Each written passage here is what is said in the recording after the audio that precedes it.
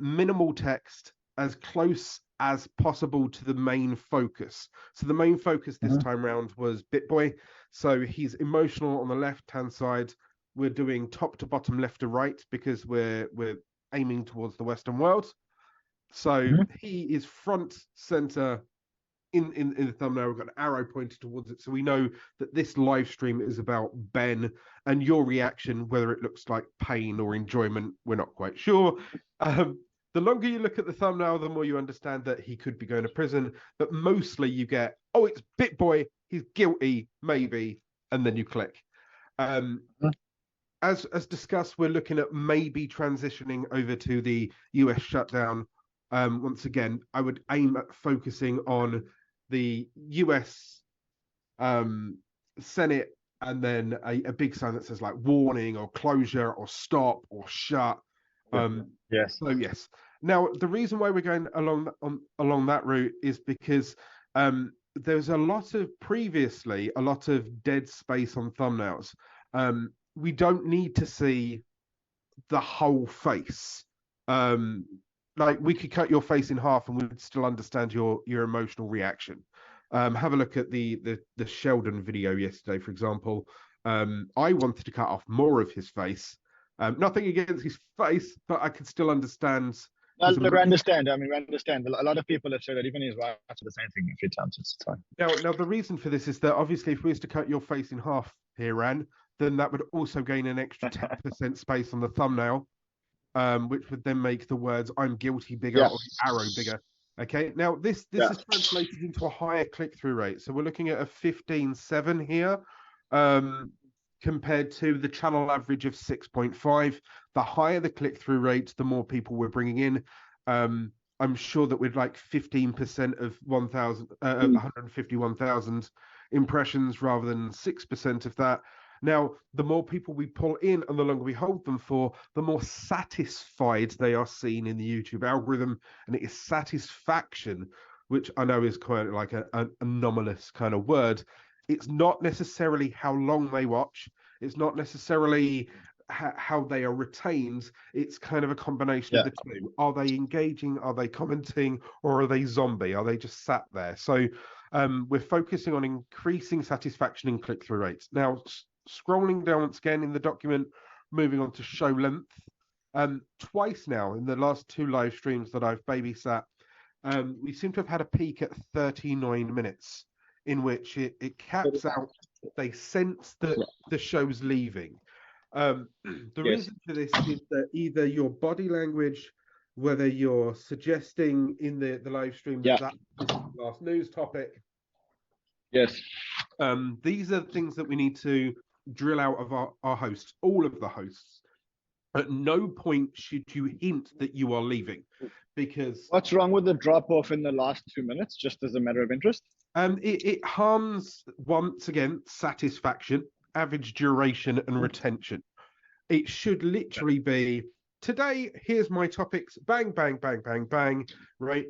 You stuff anything that you want to kind of hide or promote just before the juiciest topic, like you did here. There's a clear drop-off at the point that you promised Ben, you gave us Ben, I'm done with Ben, and then they were gone. And then there was an extra 3-4 minutes of not the main topic. Okay, got it.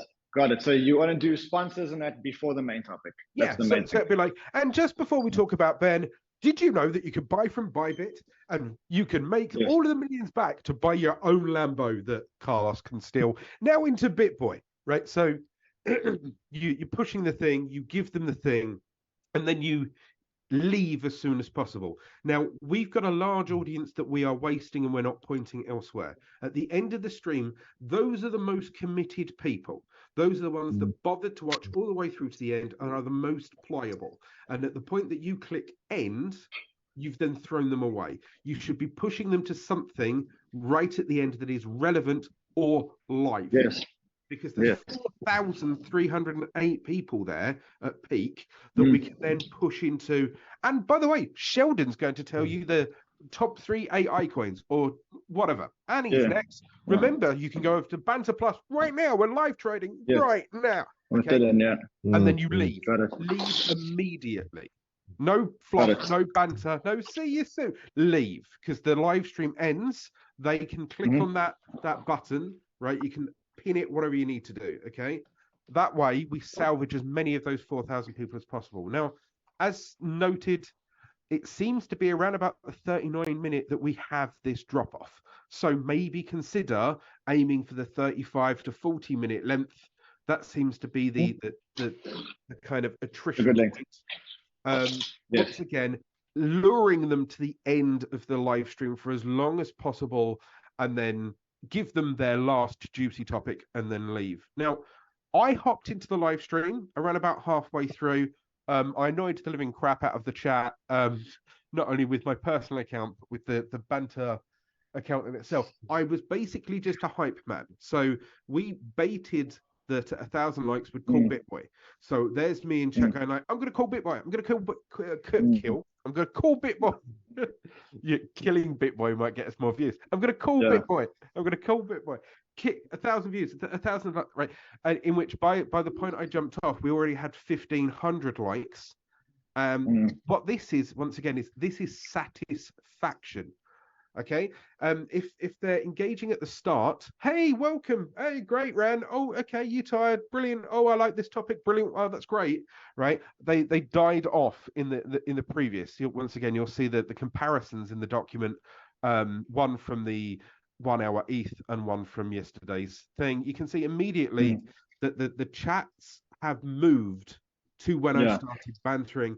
Now, what this means is that not only have they got further in, but they're now more satisfied as well because they are communicating at that point. So Al, just in the interest of time, because we've got about 100 people on this call from the community.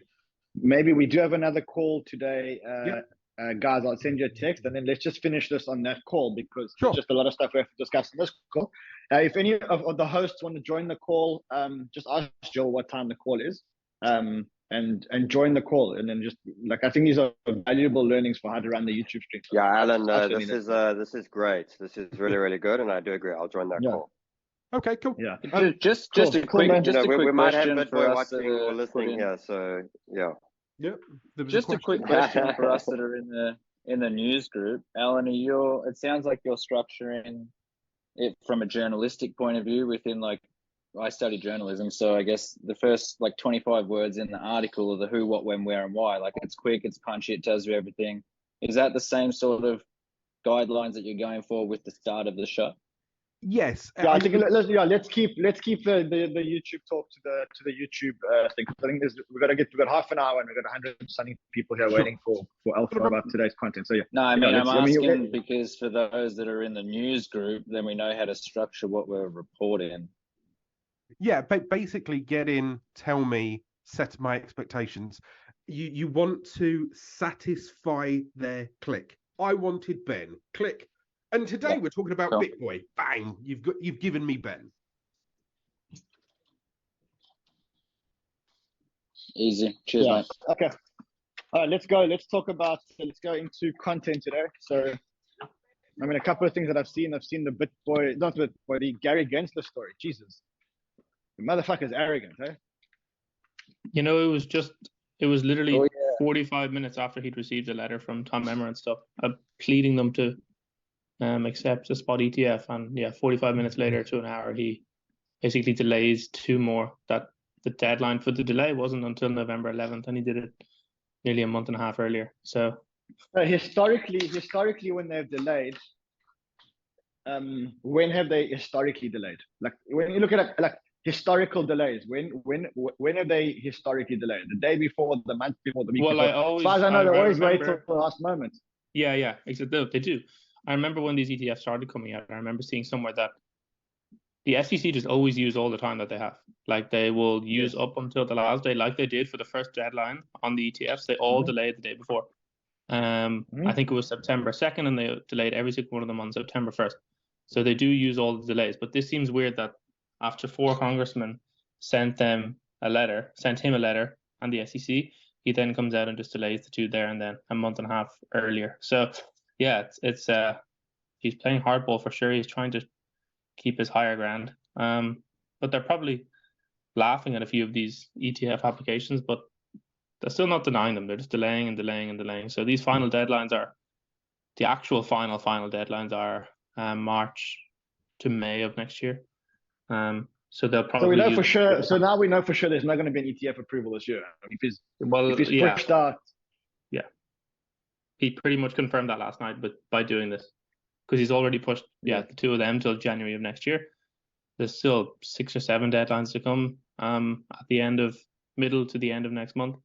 No doubt he'll probably delay them as well earlier. So yeah, the chances of an ETF this year are almost zero.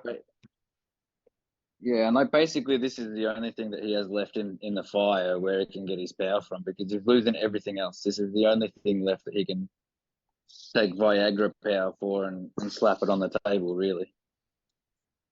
Also, we've got, Bitwise spot ETF amendment. So what they have done in that amendment is they have said, okay, this is the checklist. They have given a checklist and said, these are all the things that SEC don't like in ETFs, and we have fixed it. Now, what do you think is bad? So Bitwise has taken that approach where they are, doing binary kind of rules, where tell us what you think is wrong and we'll fix it right away. Okay. So yeah, sure. ETF story is that much, right? One rejected, Gary Gensler, trying to, have a upper hand, and Bitwise amendment. Yep. And the other one was the Chase Bank. And I see a few large people like Brian Armstrong are coming and commenting on it. The language in that email was so like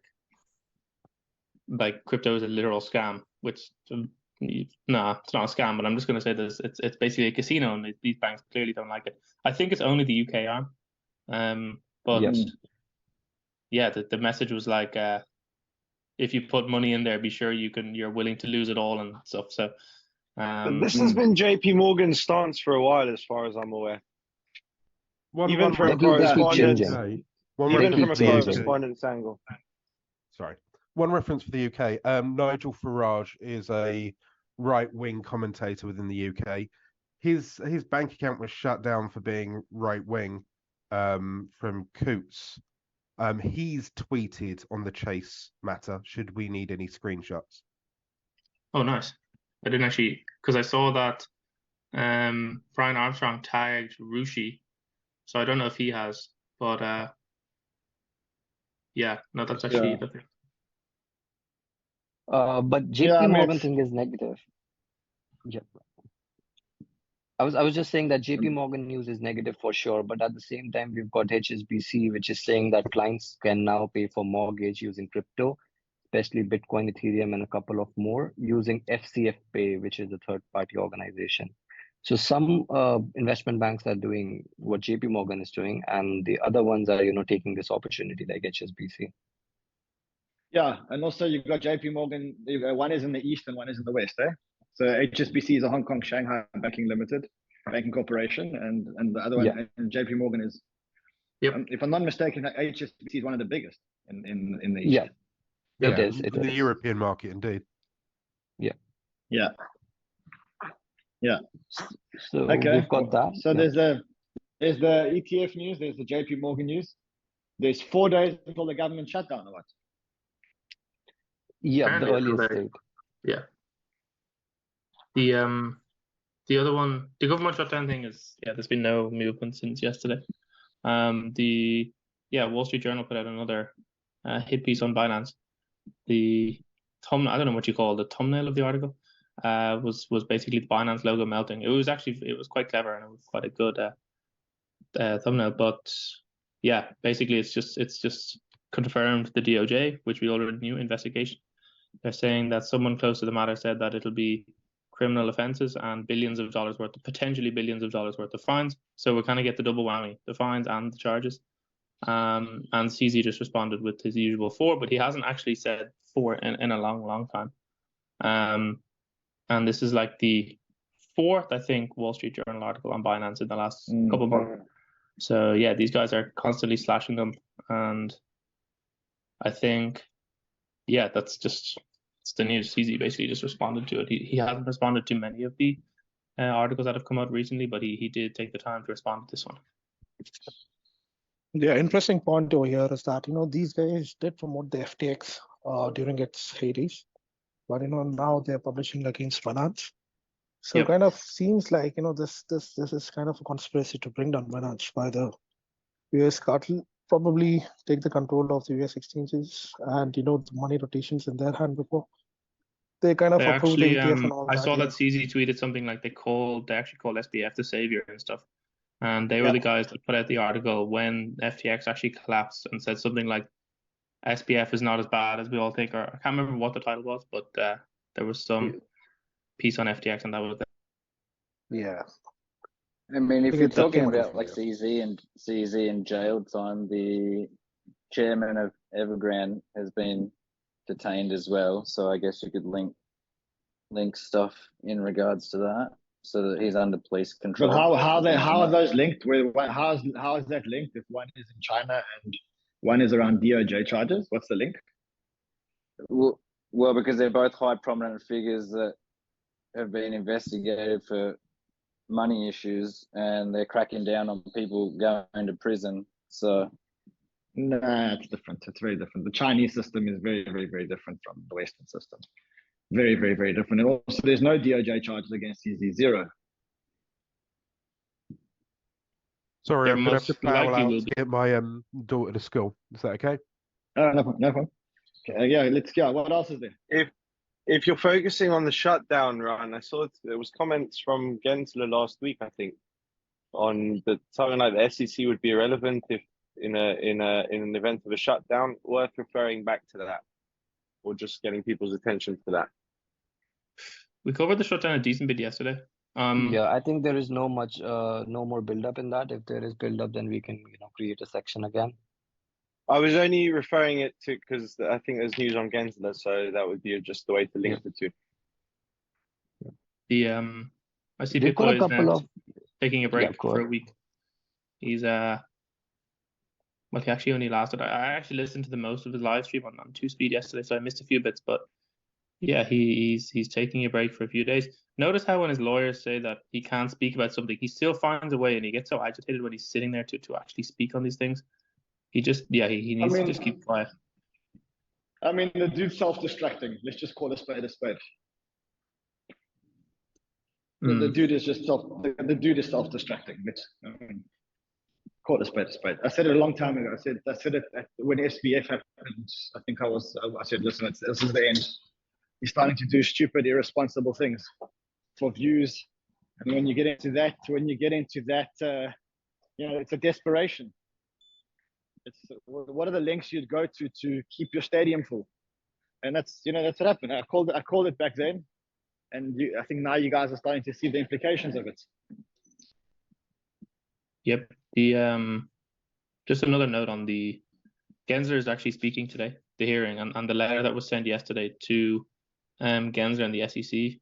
All four of these congressmen that sent the letter are on the House Financial Services Committee, and this is basically who the hearing is in front of. So there will be a decent bit of ETF talk, I'd say, today in the hearing, mainly because of the two delayed and why he did it so early. And also they'll be fighting against why they think an ETF should be approved, and Gensler will probably fight back and say why he shouldn't and whatever. So I think it's probably quite good to tune into Gensler today. I'll try find the time. I'd say it's like 4 or 5 p.m. South African, but there should be news and quotes coming out of that, so it should be interesting and something to watch. Yeah, definitely for Twitter Spaces, we should be able to stream it live.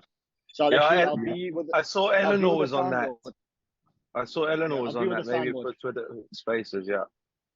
Yeah, so I think for Twitter Spaces, we should go Gary Gensler testimony live, and then we'll just plug into the soundboard. Yeah, that's what we decided yesterday. It starts at 4. Yeah. Perfect. Well, yeah, I'll just try to finish my show in 39 minutes. Okay, good. Yeah, no, it's just interesting that the people that sent the letter yesterday are all going to be there tomorrow in the room with Gensler. So, and no doubt they'll have things to say to him. I mean, the guy absolutely does not give a continental anything. He does not give a fuck. He doesn't give a fuck. The guy just doesn't give a fuck. Yep. Yeah. A Yeah, from couple an of altcoin perspective. things. Yeah, you wanna go ahead, John? No, you can go. You can go. So we were talking about stable coins as well. We saw the CBDC bill where the opposition said that CBDCs are bad. Then ECB came in and said that we need to wait for 2 years at least to for the CBDCs. And yesterday, Federal Reserve says that stable coins could become a source of financial instability. So what was created by them is now becoming a threat to them only, right? So they are walking away from it, what they created, which is surprising. Yep, it's true. Did you see Um, George had a 100K BitBoy show? It's crazy. Yeah, he was Yesterday. first. Yeah, but Which Did is he? broke the How story. long did he beat us by? Like 2 hours. No, No. he beat us by a day. Like 16 hours. 16 hours. He was the first. he was makes a massive difference if you're the first person to break that story. Yeah. You could Look, argue was it's, the I mean, biggest story in crypto in weeks. And he was it in literally weeks. happened just In before weeks. his show. In weeks. Scott wasn't keen to cover it on Crypto Town Hall. He said it was too tabloidy, but I think it was a mistake. Because I think it's like this is part of what's going on, like it or not, That's probably the perfect place to cover it. If anything, I think, to be honest with you, I have to be 100% honest. I think it's it's so dramatized at this stage. It's not. It's just people looking for drama. It's not. There's no alpha in it. There's nothing to. It's not like his portfolios or anything. People are tracking them to see what they're doing. It's just drama, and probably Spaces would have been the perfect space. Yeah. I wouldn't do any more shows on it. What's ETA? What's ETA on your how-to? Like, what are you expecting? A week, 2 weeks? How long do you think until you can start? I have a date. I think it's October 4th. Let me just double check my calendar. October 5th or 6th. It'll be during that period. Great. Okay, cool, guys. So we've got the ETF, we got the shutdown in 4 days. We have the Dixie on a tear. I don't know if you guys saw that green candle this morning. It was unbelievable what's going on. Oh yeah. Yeah, and we can connect it to the other macro things as well. For example, VIX, which went up 12% yesterday, and Nasdaq, S&P having a major technical breakdown. Yeah, I see that. Yeah, it's hard to.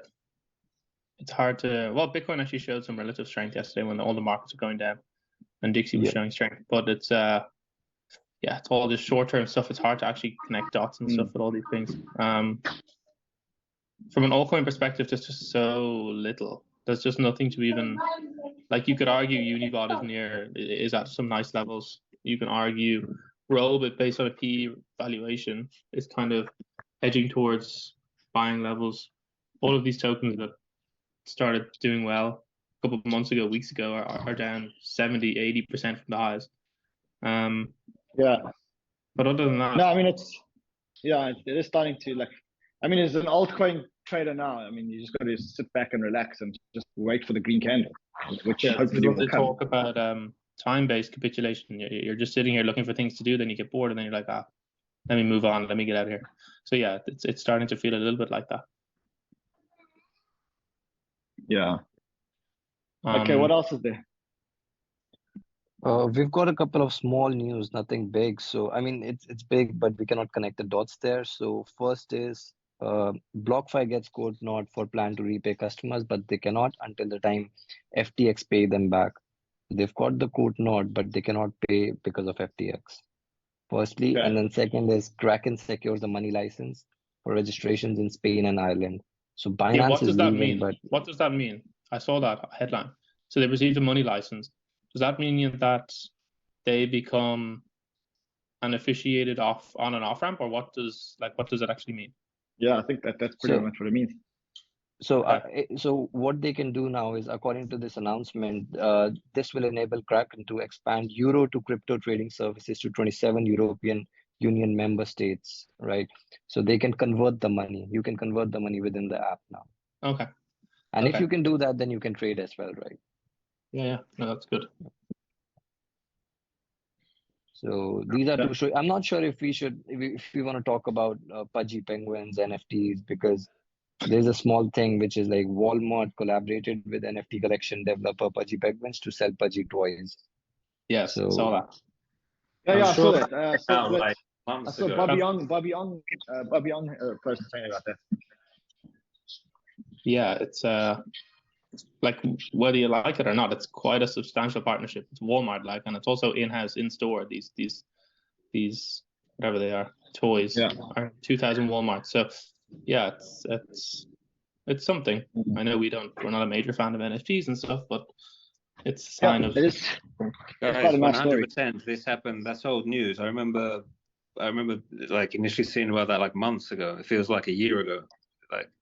Well, now it's officiated. Like Twitter. Walmart tweeted it yesterday on their Twitter account. yeah, those were the rumors and discussions which were happening. So the issue was, can they even produce that much, toys? But now they were like, okay, we've got a manufacturing thing and we can do it. So it's a big thing. They'll make money out of it. Yeah. Nice. So in terms of thumbnail direction, are we thinking Gary? We should go for that because we've got a couple of things, right? The letter from the members to Gary, being hard on the ETF, and then him testifying as well. Yeah, true. Yeah, I think Gary definitely does sound like the main story. Other than that, if you want to have a second option, it's not that good, but Wix can be something because Nasdaq's technical breakdown. Yeah, okay. Quite tradery. Yeah, look, I'm not gonna pretend that there's more stuff there. There really isn't. Kapoor ran the news scraper and everything in the group, and there's very little for now. Yeah, I see Mitch is the Curve guy. He fully repaid his loan on Aave, so that's end of an era. His debt is fully repaid. Quite big. It's quite big. Yep. Aave is sitting on quite a nice level here, guys. If anyone's interested, I see Curve's at a 30-40% pump too, guys. Yeah, those guys. I can't remember what it was. Oh yeah, one of the OTC participants sent Curve to Binance at 38 cents, and everyone thought he was selling, and that was the absolute bottom on Curve. See, Curve is now back at 52, 53. So, just a reminder that these FUD events usually do mark bottoms and are not to be shorted. But yeah, no, Curve looks good. For anyone trading, these scam pumps are so lucrative if you can catch them. Just to be aware. Also, Maker put out a proposal that would, if passed, it will double its allocation to T-bills. So the price has responded pretty nicely to it. It's now at 1.4. To give some perspective, it was at 1,000 about 2 weeks ago. So it's up 40%. Vince. How are you? Yeah. Is anyone tracking TRB? TRB, yeah. This thing won't Jill, stop. I think you need a Bill, mute. can you mute yourself? Yeah. Sorry. Yeah, I'm tracking TRB. Yeah. It's there's no point in shorting it. It just keeps going up. It's not stopping. Yeah, we thought we were very clever yesterday. We got a few longs on it, but it just won't stop. Nice. So, I mean, it's not. Yeah, it's over 50. Yeah, I think that's a funding play being done by the Vanad. Yeah, it is. Yeah, that's pretty much it. All right, guys. I think let's leave it at that. There's no more water in this lemon. The juice is I can hear the juice is finished in this lemon. So let's catch up. Let's catch up a bit later. I think Gary's probably the right direction. Just a matter of interest. What's Ivan doing at the moment? I'll tell you now. Didn't see it, but yeah, we'll have a look. He's gone recession. He's gone recession. That's probably based on Eric Crown's experiment. I don't know if you guys saw Eric Crown's experiment where he said he just used the word recession. Everybody clicked. does well for engagement. Yeah, okay, that's interesting. Just also maybe Angela, just want to walk through the guest for tomorrow, and if there's any feedback, let's get that sorted now. Angela's just going to give you a load on who's approved and just some comments, because today's the day to fix it if we have to. All right. Well, we have, can't get into the doc now, but I can remember. Anyway, we have Meltem Demirors confirmed, and the initial idea was to pair her with somebody else, and we just can't book anybody else. So Meltem and? Well, we don't have anybody. There's only Meltem for now, for tomorrow. So that's the question, like, who else should we pair her with? Or do we want somebody completely different? But it's like, yeah, I reached out to a lot again, and okay, yeah, let's take this offline. Yeah. This is not something we need to be discussing now. Okay. Okay, guys. Okay. Well, but I'm happy for ideas. I'm happy for ideas if you guys want to send me. Yeah. Anyway. Okay. Okay. Ciao.